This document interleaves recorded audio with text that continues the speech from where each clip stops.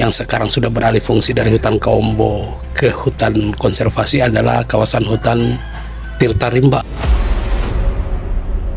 Adalah kawasan-kawasan yang menjadi sumber mata air untuk kebutuhan sehari-hari kita. Pada generasi kita selanjutnya menghargai alam ini dengan berkomitmen kuat agar hutan itu terjaga kelestariannya.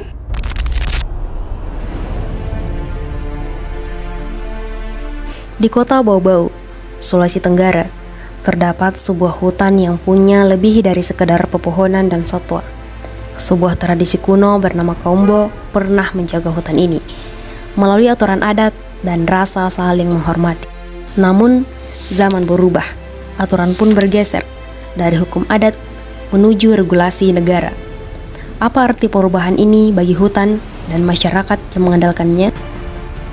Kami menyusuri jejak tradisi dan perubahan itu, langsung dari hutan Tirta Rimba, Kelurahan Kodolomoko, Kecamatan Kokalukuna, Bau-Bau. Dalam budaya Buton, Kaombo bukan sekedar larangan. Ia adalah peranata adat, bentuk kesepakatan bersama untuk melindungi lingkungan, mulai dari hutan hingga laut. Kaombo lahir dari satu nilai dasar, yaitu tidak mengambil sesuatu yang bukan milik kita. Larangan ini bukan basa-basi.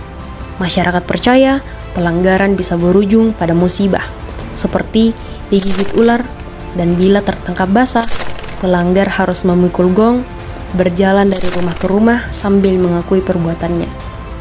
Disinilah Kaombo menjadi unik. Ia bukan sekedar aturan, tapi kesepakatan spiritual dan sosial. Setelah Indonesia merdeka, wilayah-wilayah bekas Kesultanan Buton melebur ke dalam sistem negara. Sekitar tahun 1960-an, kawasan Tirta Rimba ditetapkan sebagai hutan konservasi oleh negara. Hutan konservasi dalam Undang-Undang Nomor 41 Tahun 1999 adalah kawasan hutan dengan ciri khas tertentu yang mempunyai fungsi pokok pengawetan keanekaragaman tumbuhan dan satwa serta ekosistemnya. Menurut data dari Balai Konservasi Sumber Daya Alam Sulawesi Tenggara, kawasan ini mencakup 488 hektar, menjadi zona penyangga penting yang menyediakan air bersih dari mata air Wamembe, Kaponti, Kamata-Mata, dan Wakonti. Pipa-pipa sederhana di sepanjang aliran air terjun Tirta Rimba adalah bukti bahwa masyarakat masih mengandalkan kawasan ini untuk minum, memasak, hingga mencuci. Bagi orang sekitar tuh bisa dia memasak, bisa dia cuci motor, apalagi seperti pengunjung tuh dia datang di sini, maksudnya yang bilang masalahnya atau bagaimana tuh kalau sudah dikena air jati ini, maksudnya enak lah. Masih dari sumber yang sama, kekayaan ekologis yang terdapat dalam hutan ini menjadi dasar dijadikannya hutan konservasi. Topografi kawasan hutan ini bervariasi, dari dataran rendah dekat laut hingga perbukitan setinggi 400 meter. Permukaan lahan beragam, dan tanahnya termasuk clay loam yang cukup subur. Iklimnya sedang, dengan curah hujan tahunan sekitar 1000 hingga 2000 mm dan suhu antara 15 hingga 35 derajat Celcius sepanjang tahun. Di tengah tekanan pembangunan kota, kawasan ini menjadi ruang konservasi penting sekaligus penyangga ekologis yang menjaga keseimbangan alam Bau-Bau. Namun, status konservasi juga tidak otomatis menghilangkan tantangan.